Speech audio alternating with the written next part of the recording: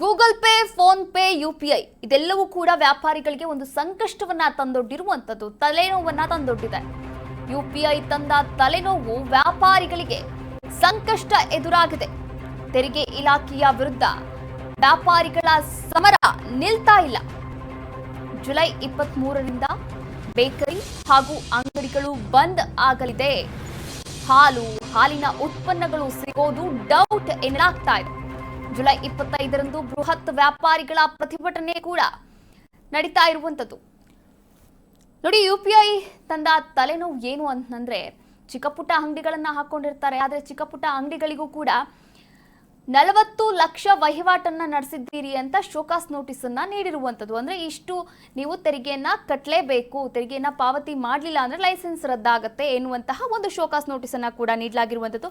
ಆದ್ರೆ ಈ ನೋಟಿಸ್ಗೆ ತಲೆ ಕೆಡಿಸ್ಕೊಂಡಿದ್ದಾರೆ ಸಣ್ಣ ಪುಟ್ಟ ವ್ಯಾಪಾರಿಗಳು. ಈ ಬಗ್ಗೆ ತನಿಖೆಯನ್ನ ಮಾಡಿ ಹಾಗೆ ಈ ನೋಟಿಸ್ ಅನ್ನ ವಾಪಸ್ ತೆಗೆದುಕೊಳ್ಳದೇ ಇದ್ರೆ ನಾವು ಬೃಹತ್ತಾದಂತಹ ಒಂದು ಹೋರಾಟವನ್ನ ಮಾಡ್ತೀವಿ ಅಂತ ಸಣ್ಣ ಪುಟ್ಟ ವ್ಯಾಪಾರಿಗಳು ಒಂದು ಆಕ್ರೋಶವನ್ನ ಹೊರಗಾಕಿದ್ದಾರೆ. ಸರ್ಕಾರಕ್ಕೆ ಎಚ್ಚರಿಕೆಯನ್ನ ಕೂಡ ನೀಡಿದ್ದಾರೆ.